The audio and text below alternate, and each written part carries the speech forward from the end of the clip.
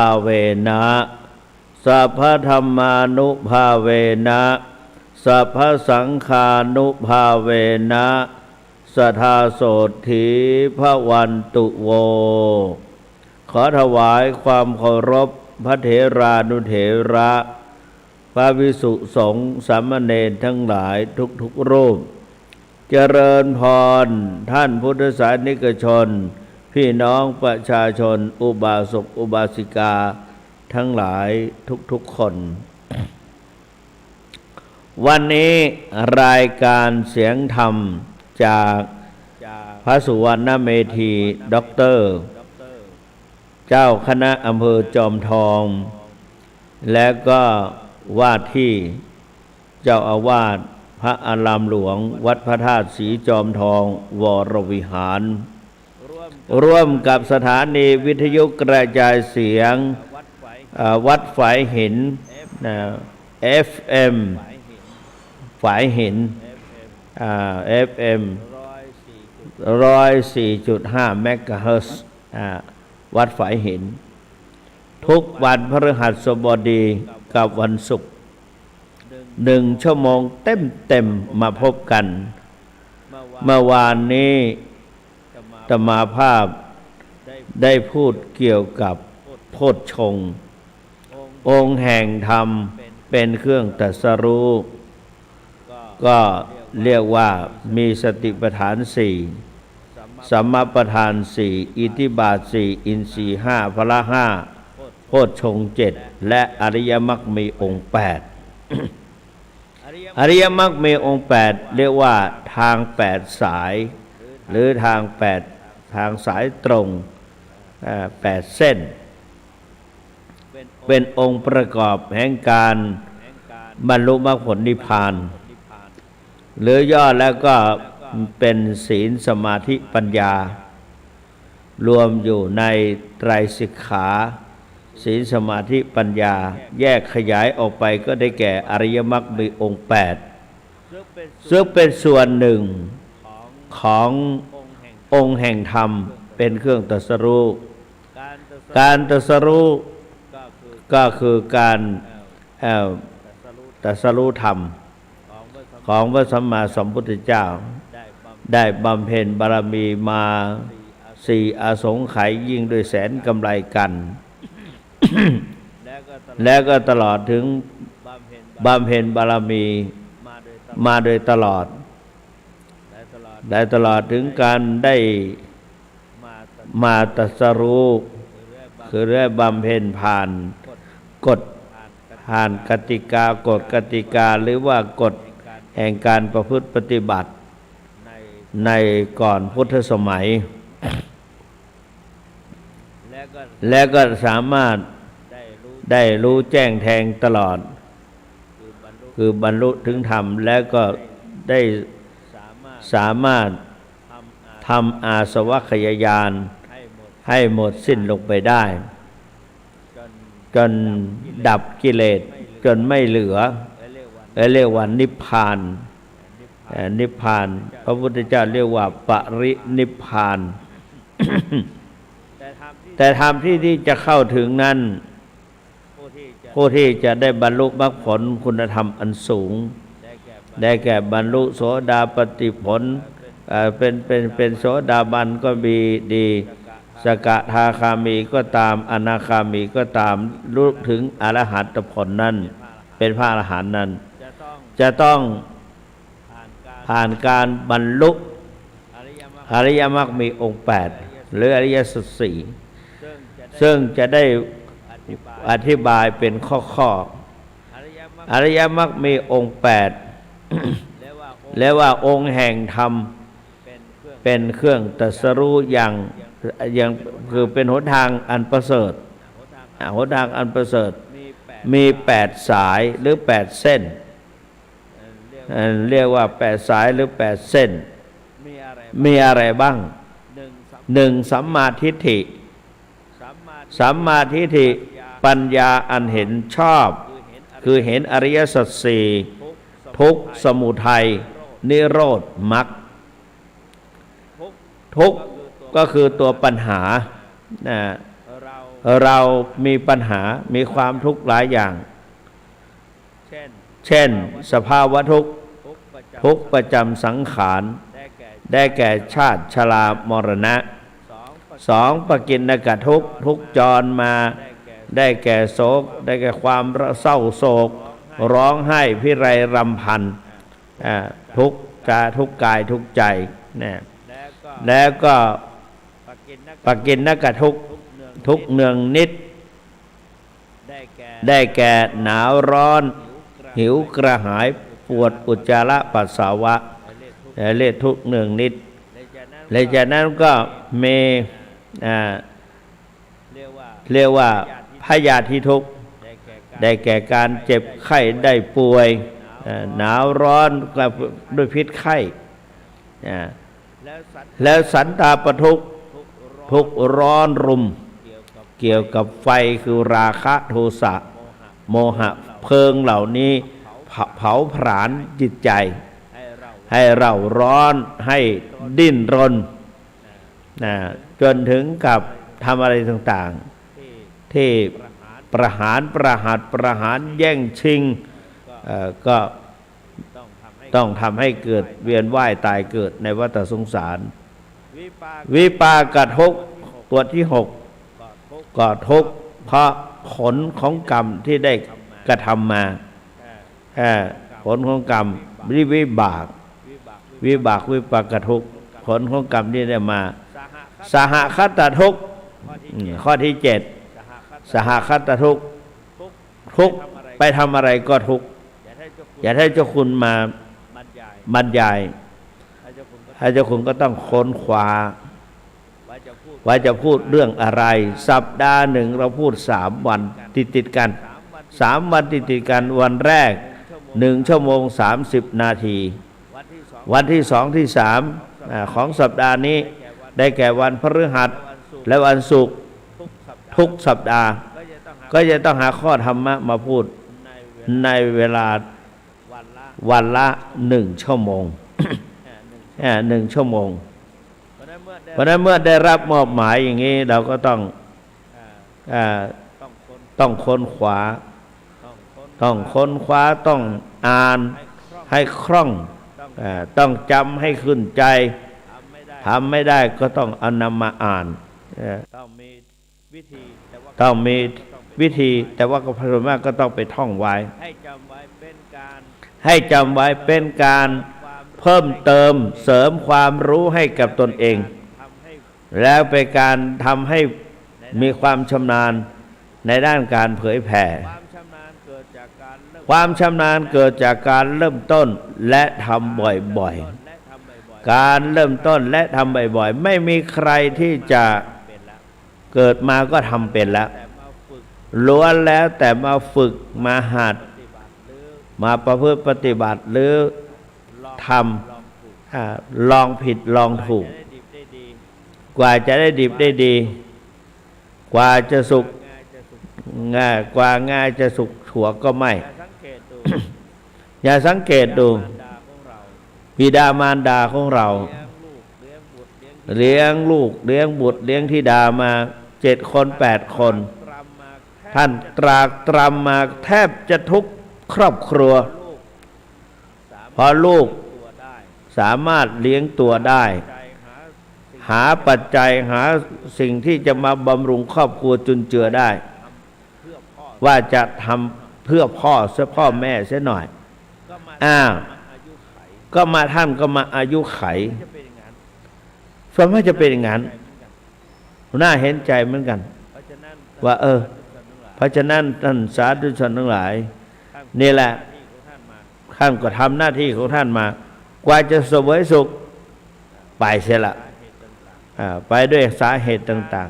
ๆไปนั้นการทำงานทำอะไรต่างๆอย่างแม่ครัววัดพระธาตุสีจอมทองเนี่ยเขาก็ตื่นเช้าตรู่เวลาหลับเวลานอนก็ไปเย็นๆก็เตรียมอีกละ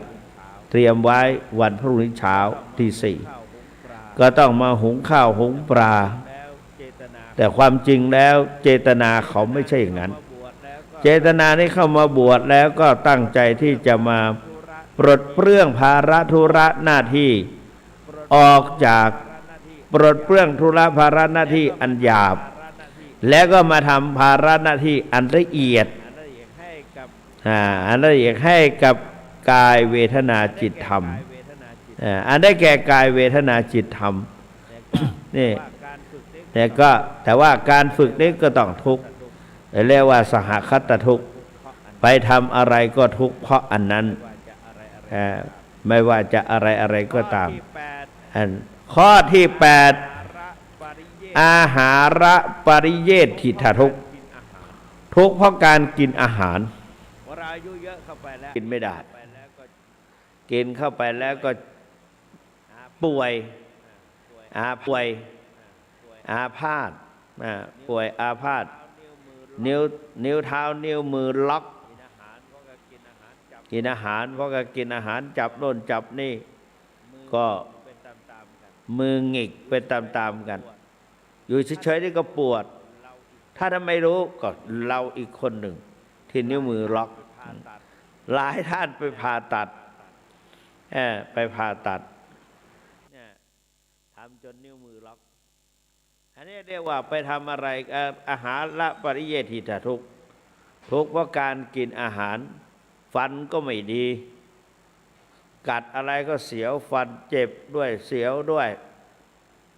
ก็กินไม่อร่อยเป็นทุกข์เวลาจะ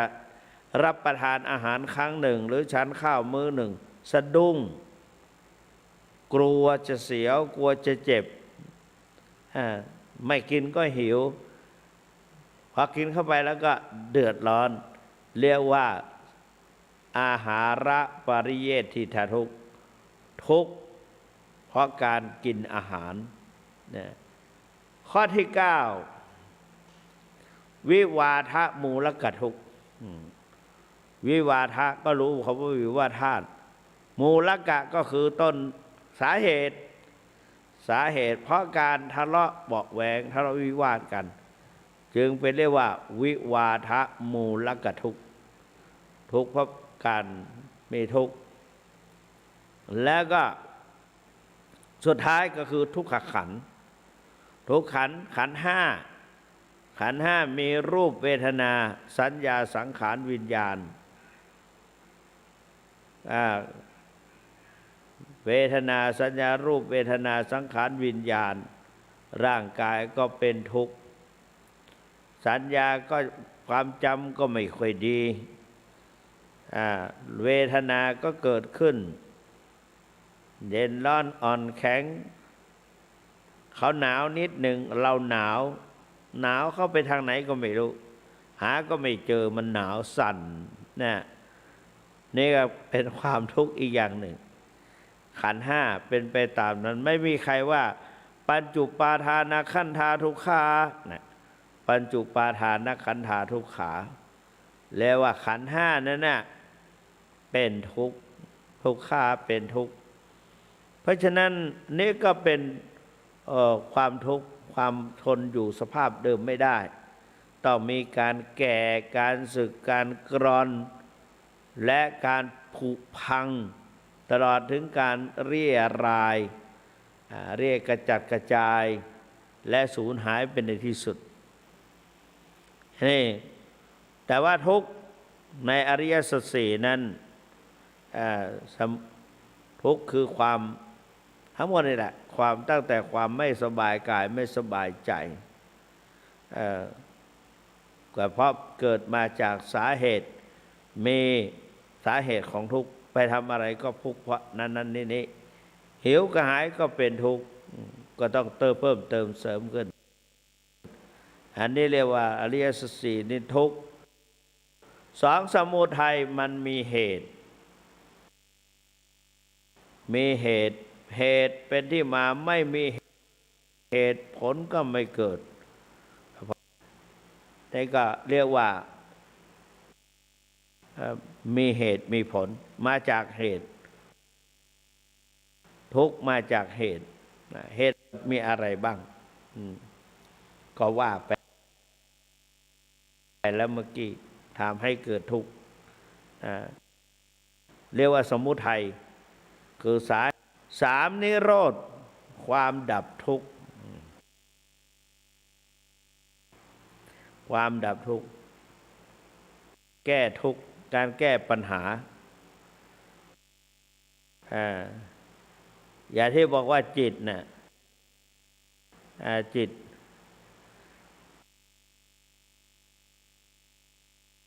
เครียดสองวุ่นวายสามเร่าร้อนหนึ่งเครียดสองวุ่นวายสามมืดมนสี่เร่าร้อนหนึ่งเครียดสองวุ่นวายสามมืดมนสี่เร่าร้อนธรรมชาติของจิตเขาก็มาทำให้มันสว่างตายไม่สับสนและก็ไม่เร่าร้อนเขาเขียนเป็นกลอนว่าจิตใจผ่อนคล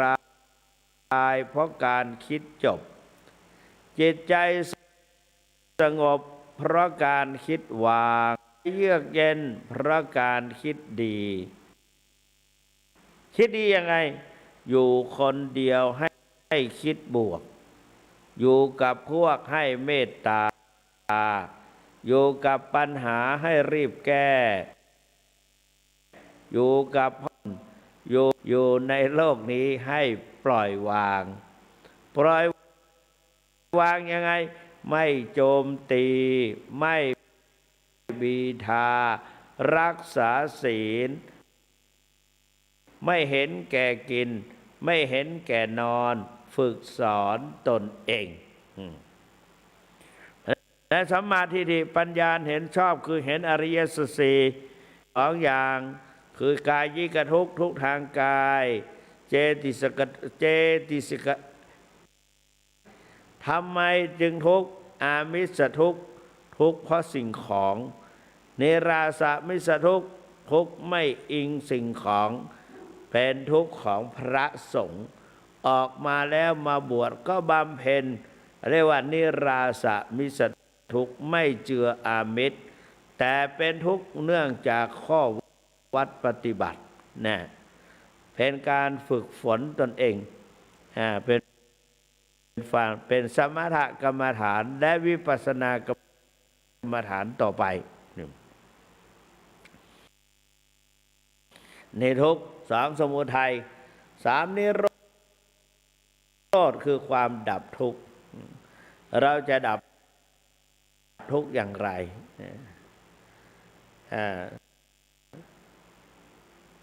หนึ่งทุกข์สองสมุทัยสามนิโรธถึงความดับทุกข์อันได้แก่สัมมาทิฏฐิปัญญาเห็นชอบคือเห็นอริยสัจสี่ที่ว่าไปแล้วสองสัมมาสังกัปโปสัมมาสังกัปปะดำริชอบออกจากกามคุณคิดเพื่อจะไม่ให้เกิดพยาบาทร้ายผูกอาฆาตจองเวรซึ่งกันและกันคิดไม่ให้สัมมาสังกัปปะคือมีความให้เกิดชอบสัมมาทิฏฐิปัญญาเห็นชอบคือเห็นอริยสัจสี่สองสัมมาสังกัปปะดำริชอบคือหนึ่งดำริจะออกจากกามออกจากความราคะโทสะโมหะดำริในการไม่เบียดเบียนซึ่งกันและกันไม่โจมตีไม่บีทารักษาศีลไม่เห็นแก่กินไม่เห็นแก่นอนฝึกสอนตนเองรักษาศีลดำริจะออกจากกามดำริไม่อาฆาตพยาบาทผู้อื่นไม่จองเวรผู้อื่นไม่อาบัติพยาบาทไม่พยาบาทดำริไม่พยาบาทดำริไม่เบียด เบียนเนี่ยไม่อาฆาตไม่เบียดเบียนนี่ก็คือเรียกว่าสัมมาสังกัปปะดำริชอบคือดำริอย่างนี้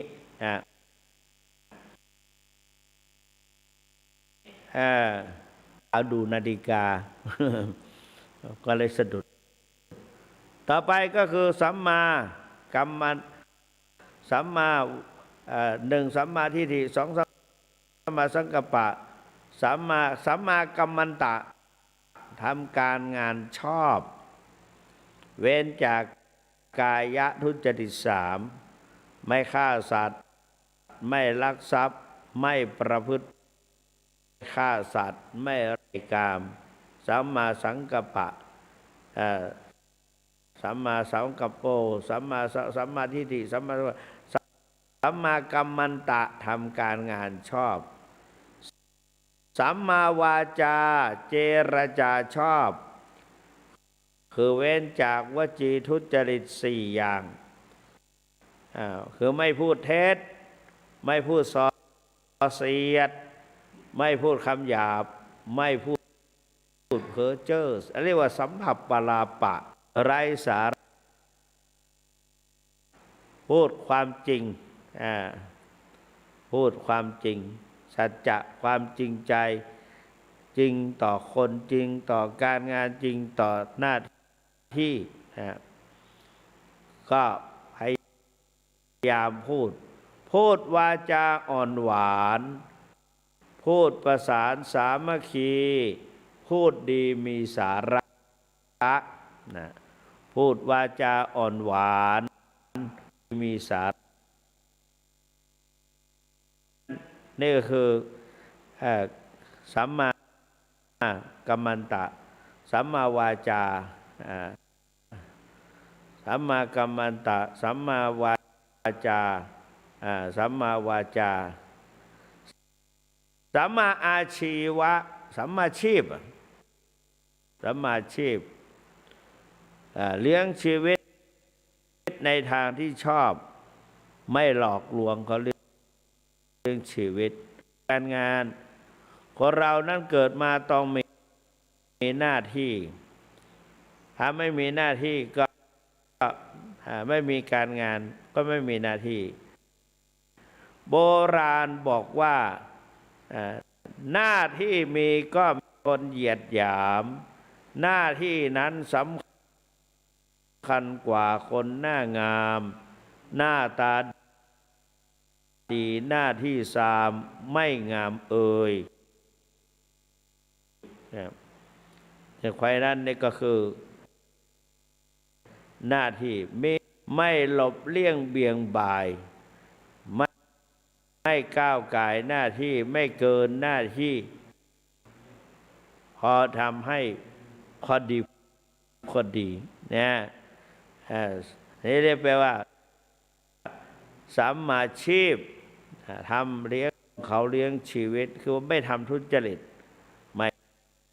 คดไม่โกงปัจจุบันนี้เขาว่ามานะเจ้าคุณอะไรบอกว่าฉีด2 เข็มระวังให้ดีระวังเงินในธนาคารสมมติชื่อนายแก้วนายแก้วนามแก้วนามสกุลดีแท้คุณชื่ออะไรแก้วดีแท้ชื่อเพราะนั่นเนี่ยไปฉีดยาอะไรยังล่ะฉีดยาอะไรวัคซีนกี่เข็มอยู่มาไม่นานทางธนาคารเขาบอกมาว่าเงินของคุณถูกแอบเบิกออกไปอ้าวแล้วกัน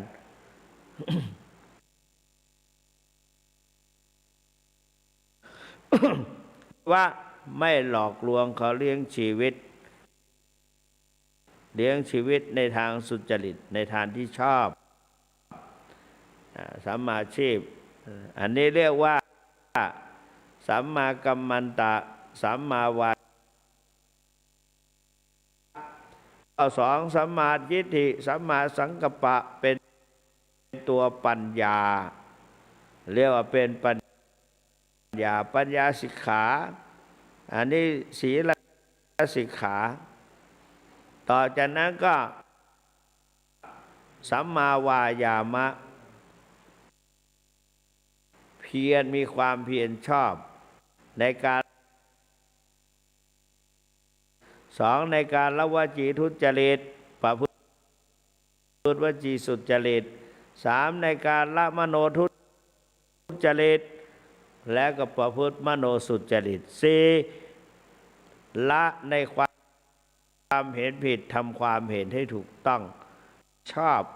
ประธานคือความเพียรสี่อย่างสังวรประธานเพียรระวังไม่ให้บาปเกิดขึ้นในจิตใจสองประหารประธานประหารประธานเพียรละบาปที่เกิดขึ้นแล้วนะว่าพยายามประหารเพียรละความเพียรพยายามละบาปที่เกิดขึ้นแล้วไม่ให้เกิดแล้วก็ภาวนาได้ฟังเทศฟังบรรยายก็เรียกว่ากุศลกุสโลแปลว่าผู้ฉลาดผู้รู้ผู้เข้าใจผู้แทงตลอดนะอันนี้เราก็ได้มาฟังการบรรยาย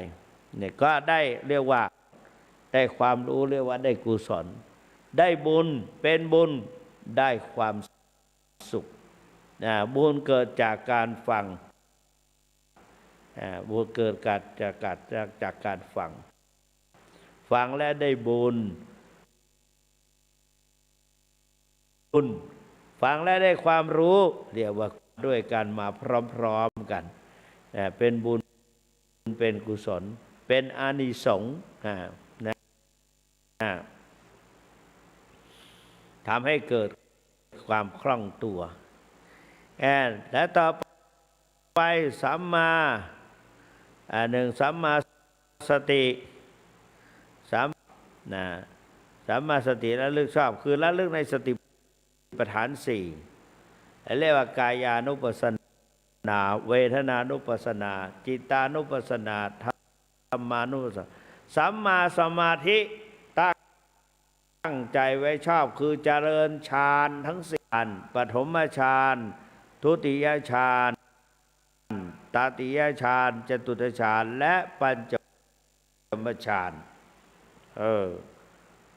ไม่ค่อยมีใครอธิบายเห็นจะมีแต่พระเดชพระคุณพระราชพรหมยาน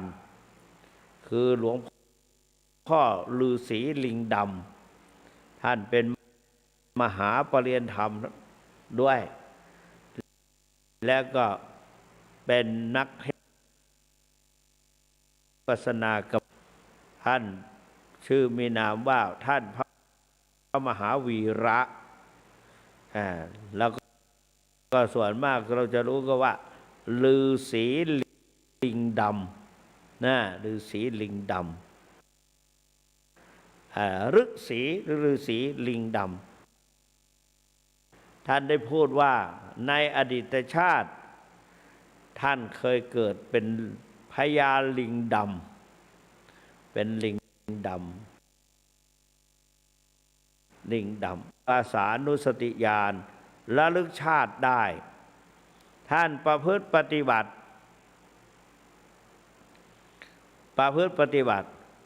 ไม่ต้องเป็นพระอรหันต์ก็ได้เพียงแต่ว่าขอให้ได้หนึ่งได้อภิญญาต้องเป็นอรหันต์นั่นนะอภิญญายังสวัคยานก็ยังมีอยู่เป็นเราได้แบบโลกียชนก็ได้อภิญญาเหมือนกันแต่เป็นอภิญญา5ไม่ใช่อภิญญา6อภิญญา6นั้นอภิญญา5มีอะไรบ้าง1อิทธิวิธีแสดงฤทธิ์ได้ดำน้ำดำดินบินบนแหวกเขาเรียกว่าทำให้ใช้นิ้วมือสมัยก่อนนะ มีเวทมนต์บทหนึ่งตอนอยู่พระพุทธบาทตักผ้าหลวงพี่มหาบุญธาชุตินทโลหลวงพี่มหาบุญธาชุตินทโลเนี่ยแกเก่งแต่ตอนนี้แกสึกขาลาเพศถึงแก่กรรมไปนานแล้วตายไปนานแล้วว่างั้นเถอะ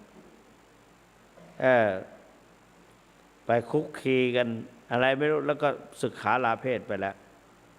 มีความเชื่อมั่นก็แต่ว่าอีกอย่างหนึ่งก็คือ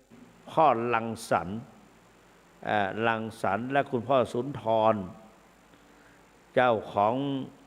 โรงเรียนพดุงศิลป์วิทยาสมัยได้ก่อนเข้าใจว่าไปหมดแล้วล่ะที่เอ่ยชื่อเนี่ยนะไปหมดแล้วคุณพ่อรังสรรค์และก็คุณพ่อสุนทรเจ้าของโรงเรียนพดุงศิลป์วิทยาสมัยนั้นโรงเรียนนี่ดังมากปัจจุบันนี้ก็คงจะมีอยู่เขานิยมไปเรียนกันมัธยมเป็นสามเณรไปเรียนเฉพาะวันเสาร์วันอาทิตย์ภาคพิเศษโอ้ยเราก็อยากไปเหมือนกันแต่ไปไม่ตลอดเพราะว่าฐานะทางบ้านไม่เอื้ออำนวยอีกอย่างหนึ่งก็พ่อก็บอกว่าตอนมาบวชทางใน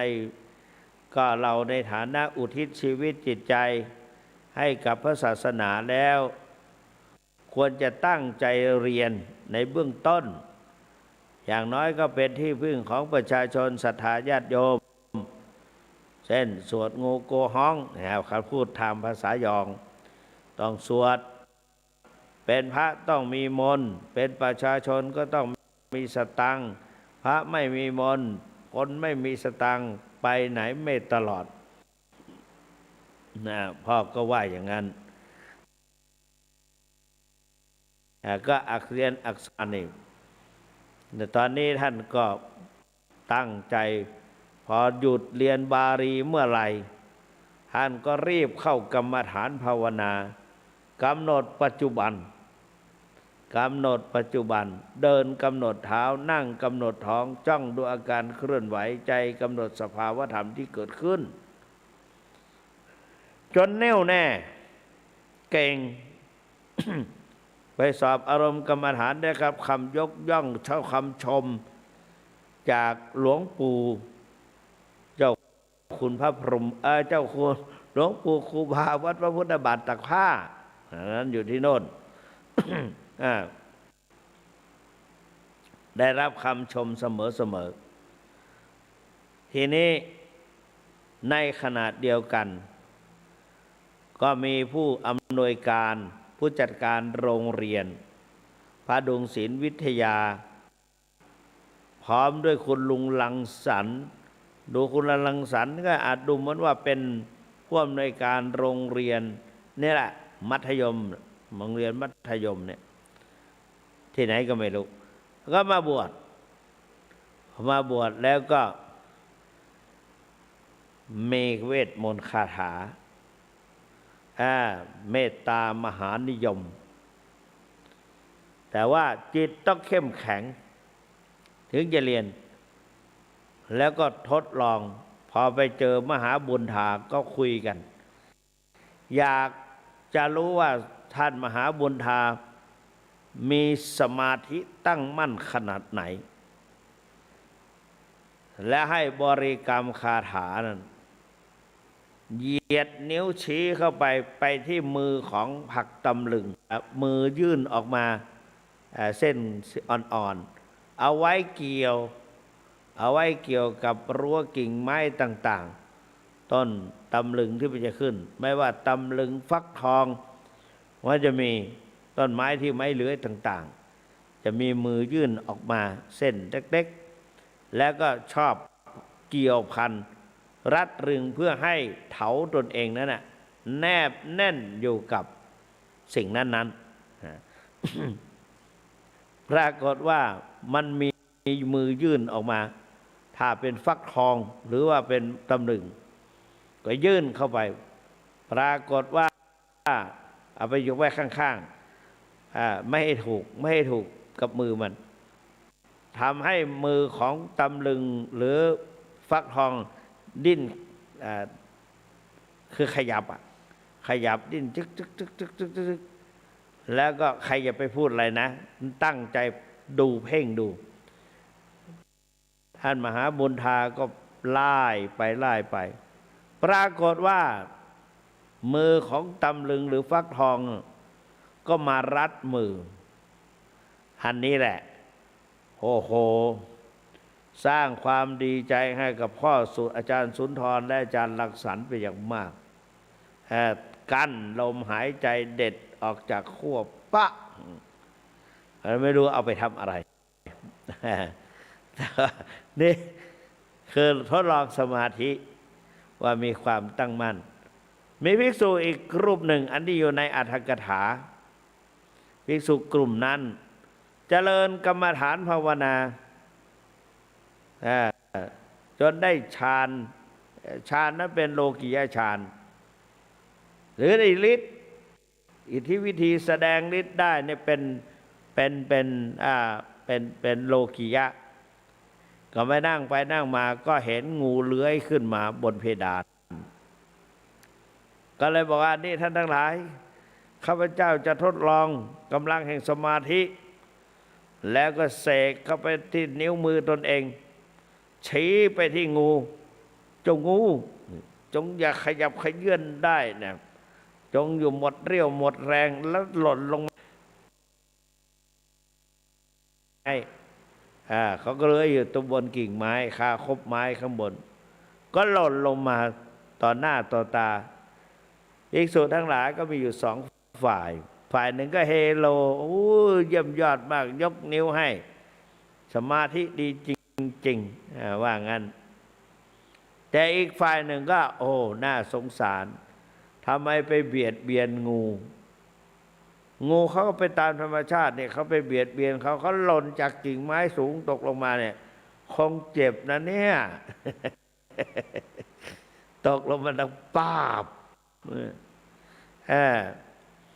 พระพุทธเจ้าตำหนิอย่าไปทำต่อไปใครอย่าไปทำอย่าไปทำก็นี่ก็คือ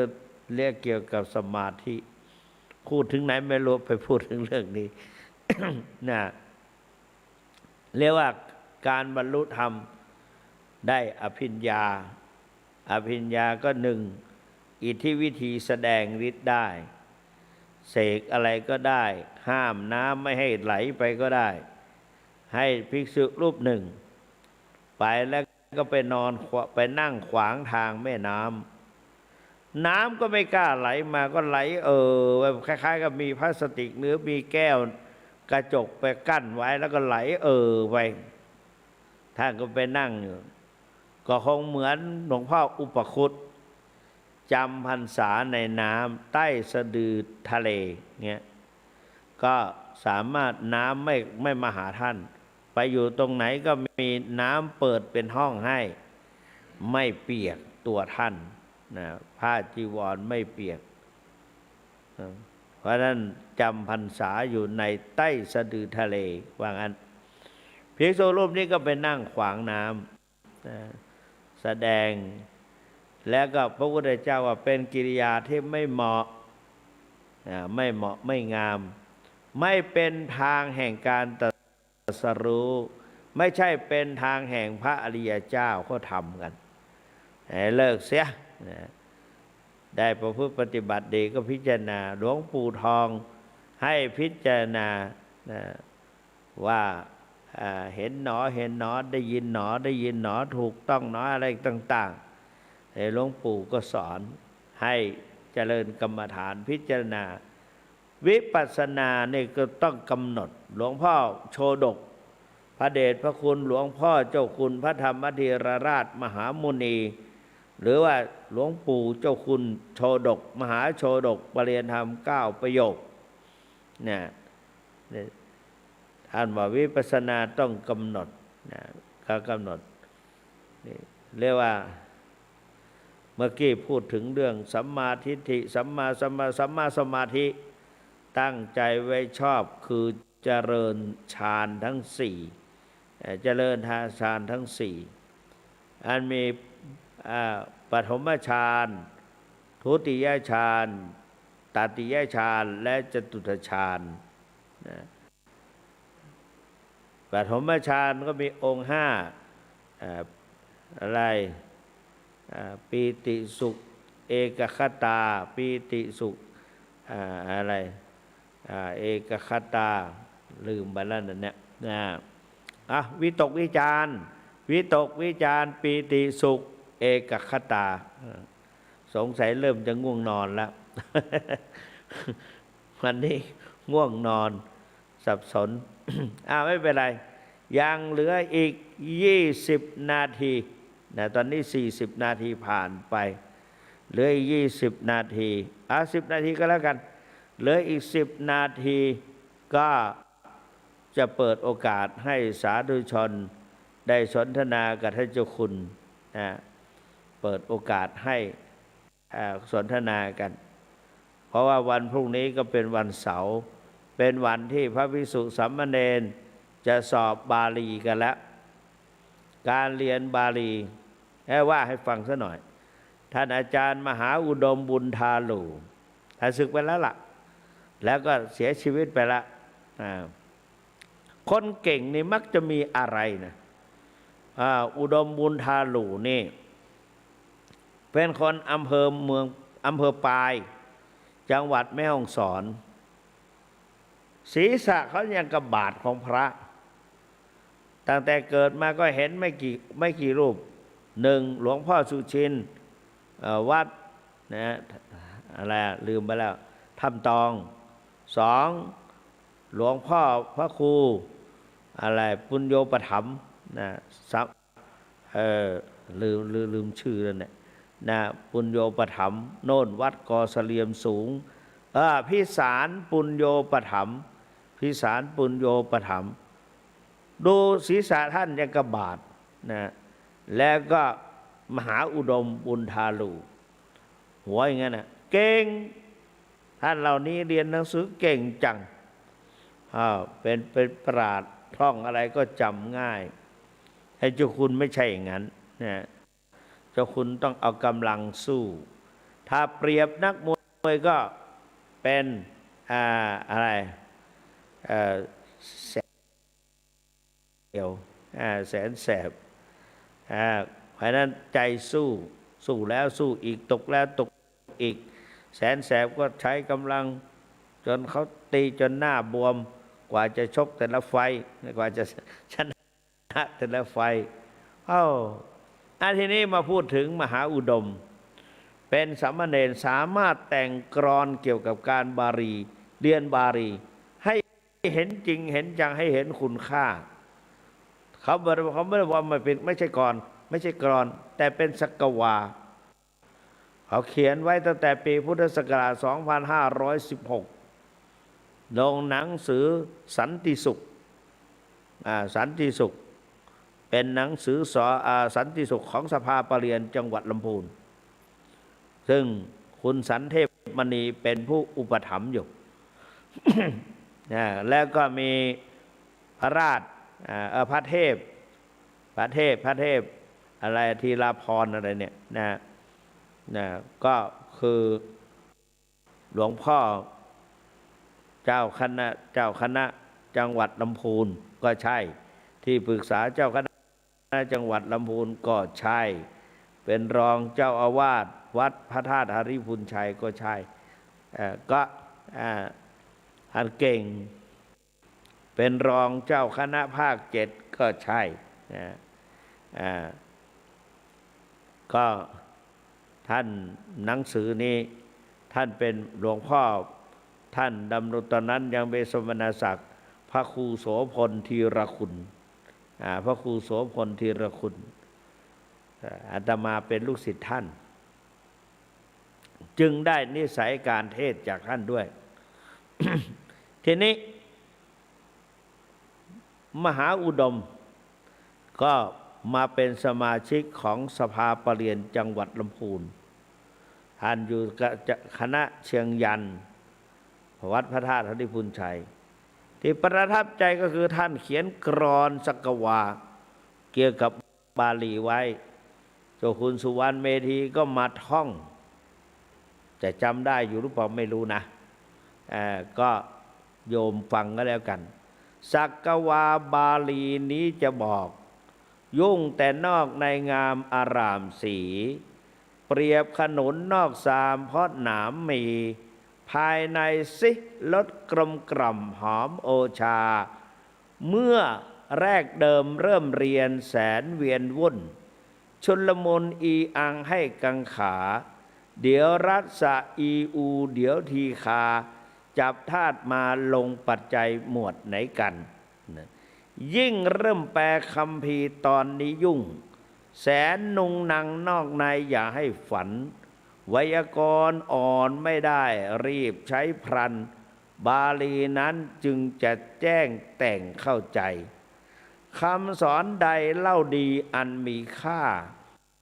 เปรียบมุกดาแก้วมณีที่สดใสที่เล่นอยู่ในถ้ำคัมภีร์ใดใช้บาลีนี้แหละไขให้เห็นจริงอันตำราทุกเล่มนั้นเต็มชยาสิงแทรกปัญหาข้อคิดชีวิตจริง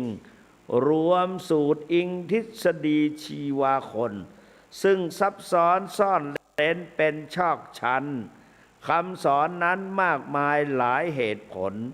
ทั้งจำเพาะตัวประชาและสากลรวมมงคลปรัชญามากอนันต์สมเด็จพระบรมศาสดาทรงประกาศ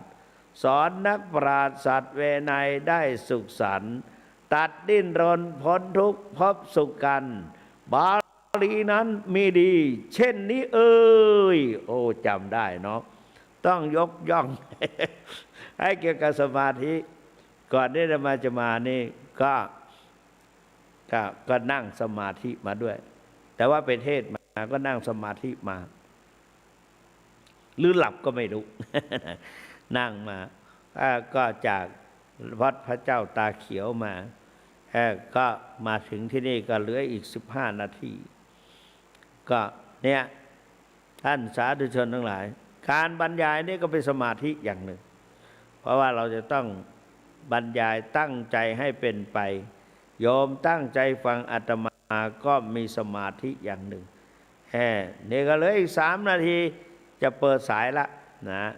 เหลืออีก3 นาทีตอนนี้22:47แล้วก็เหลืออีก10 นาทีเนี่ยก็จะให้สาธุชนทั้งหลายได้พบปะกับท่านเจ้าคุณคนละนิดคนละหน่อยเพราะว่าวันพรุ่งนี้อาตมาก็ไม่ว่างแล้วนะก็ทางวัดจะมีการมาแล้ว เดี๋ยว ยังไม่ทันอนุญาต ได้ยังไม่ทันอนุญาตเจริญพรยังไม่ทันอนุญาตเลยเข้ามาแล้วได้นะใครเอ่ยที่ไหนปะค่อยใต้ ยายแดงเพิ่นยังบอกเป่านกหวีดตัวนี่ดีละมาขึ้นมาตานนะวันนี้ก็เลยเพิ่นยังบอกเป่านกหวีดปี๊ดวิ่งออกมาแล้วนี่นะฟาวเลยยายแดงวันนี้เจ้าคุณอู้เป็นไงพ่องเจ้าคุณจำได้ดีกว่าต้องชมนะถ้ามาชมแล้วเขาจะบอกอู้ทำซ้ำ เจริญพรเนอร์ขอบคุณมากตอนนี้เปิดสายแล้ว0817830215ใครจะโทรเข้าไปก็โทรเข้าไป7 วันเชียวนะถ้าไม่โทรเข้าไปตอนนี้ไม่ได้ฟัง7 วันเชียวนะกว่าจะไปถึงวันพุธอีกพุธหนึ่ง0817830215โทรเข้าไปหน่อยนะไปหาเจ้าคุณสุวรรณเมธีก็ตอนนี้ก็เปิดโอกาสให้แล้วโดยยายแดงวิ่งพูดออกเส้นชัยก่อนเจริญพร ลำปางวันนี้ได้อุบฮะวันนี้เจะคุณอุบไปได้พ้องสุดยอดนะต้องไว้อย่างอันถ้าบ่สุดยอดนี่คือน้อยใจเออแน่ๆน่ะโอ้ต้องอุบต้องขอบคุณพระถามแม่ดาเนอะพ่อแม่เพิ่นสอนมาดี อาจเจริญพรขอบคุณมากๆหลวงพ่อสอนหลวงพ่อทองสอนกรรมฐานปิดก่อนแม่นะเอาแล้วเจริญพรเอบันทีอำเภอบันทีมาเป็นอันดับ3เจริญพรฟังพิษจะคือไว้เ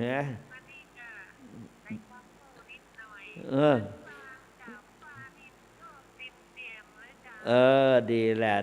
วอายุวันโนสุขังพระลางกดปิดกำเนิดเพราะคนอื่นจะเข้ามา081783เจริญพร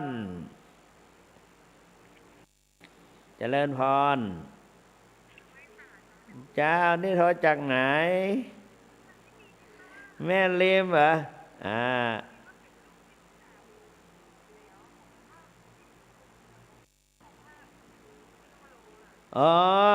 ของหลวงพ่อชูชินน่ะ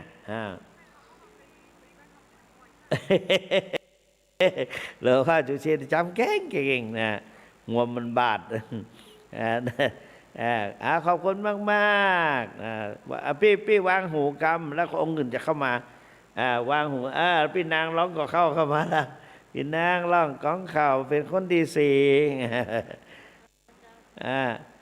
สาธุพี่นางกดปิดกรรมขอบคุณหลายพี่นางกดปิดกรรม081เจริญพรเจ้านี่โทรจากไหนป้าวงแม่แตงนี่แหละโอ้แม่แตงขอบคุณจ้าหลายเนออายุวันโนสุขังปาลังแม่มาตักแม่แตงกดปิดกรรมคนอื่นจะได้เข้านะ0817830215แม่ไม่กดอาตมากดนะ0817830215ใครจะโทรเข้ามาเลยนะเพราะอย่างนั้นทำป๊อตโต้แถมเมินนะกว่าจะได้ปะกันนะนี่เข้ามาเจริญพร693เจริญพรเจ้านี่โทรจากไหนแม่แฟกสันทรายสาธุล่มโพทองนะอายุวันโนสุขังพลังเนอไอแล้ว081แม่ปิดกรรมกดวางสายหน่อย0817830215ไผ่ตี้กดที่ยังไม่ได้กดหน่อยเนอะเจริญพรยายโทรจากไหนสันกำแพงเชียงใหม่ก็ว่าสันกำแพงป่าซางสันกำแพงป่าเชียงใหม่สันกำแพงมันกว้างนี่อันในตัวสันกำแพงได้กะอยู่ในกาสันกำแพงล้านอย่างฮะ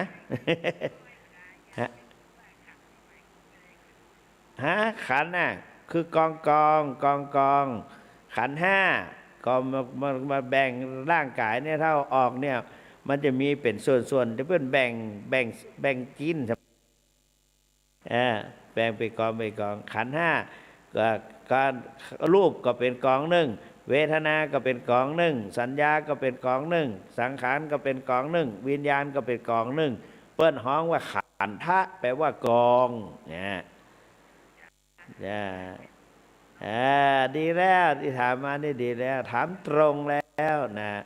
081783แม่กดวางหูกรรม0817830215วางขอบคุณมากแม่ก็จดสาวางหูตอนนี้สายว่างแล้ว0817830215สายว่างแล้วไม่ทราบว่าใครจะกดเป็นสายต่อไปnext to เชิญพรนะครับจะกดเข้ามาเลยนะ 0817830215สันกำแพงเข้ามา1สายแล้วนะแล้วก็บันทิก็มา1สายลำปางก็มา1สายเนี่ยนี่105เจริญพรเจ้านี่โทรจากไหนอ๋อร้องวัวแดงมานะร้องวัวแดงนะเมื่อก่อนยายพรร้องวัวแดงยายพรเนี่ยยังกินลำห้องสะปะเนาะก็อาหารเมืองหนาเนาะวันรุ่นถ้าเฮามาร้องงัวแดงยายแดงมาร้องงัวแดงยายมูลทำเพื่อกินก็ฉันกำเนิดใส่บาตรกำเนิดกูใจอีเนาะไผบ่ใครโทรหาละยายแดงกดยายมูลแกอันกดยายยายพรกดกรรมอาจารย์สมจิตเข้ามายายมูลยายพรกดวางถูกรรมโยมยายพรไม่กดอาตมากดเองนะให้อาจารย์สมจิตเข้ามาอาจารย์สมจิตเข้ามาใหม่นะอาจารย์หญิงเข้ามาใหม่อาจารย์หญิงสายหลุดไปแล้วอาจารย์หญิงนี่เปิ้นเขียนกำภาษาอังกฤษขึ้นมา answer to question on the four foundation of mindfulness เนี่ยเจริญพรครับนี่โทรจากไหน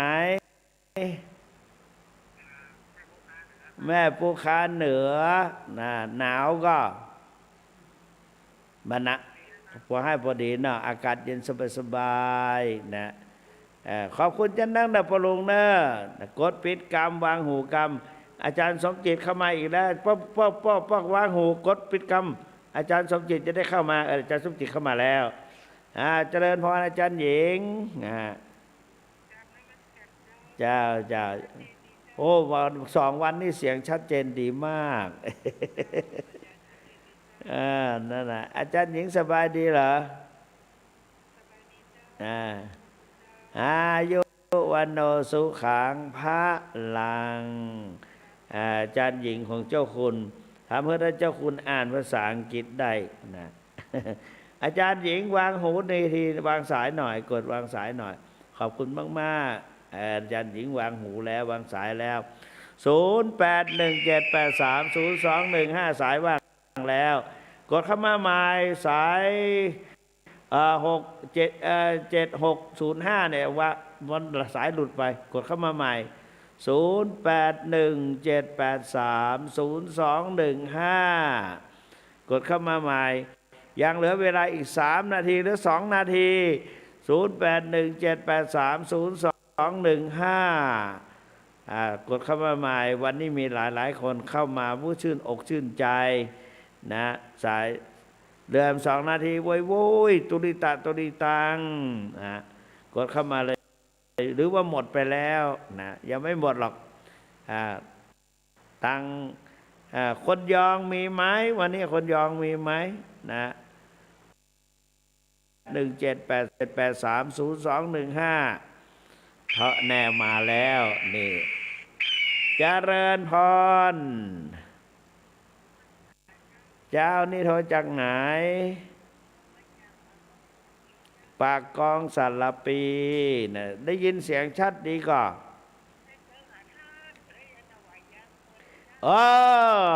ขอบคุณมากแม่บุญเดชอย่างไรแม่อย่างลืมแม่บุญด่วนอยากจะให้แม่บุญด่วนมาฟ้อนดาบสักครั้งนะเป็นโควิดกันโควิดมันรับเปิดมือไปไหนลูกหลานมือไปไหนว่าไม่เป็นไรเดี๋ยวจะมาให้คนอดเอานะอายุวันโนสุขังพระลังแม่บุญด่วนนี่ดี0817830215ใครจะโทรเข้ามาแถมโทรเข้ามาเลยขจายเดือดแถมมากินวินาทีแล้ว0817830215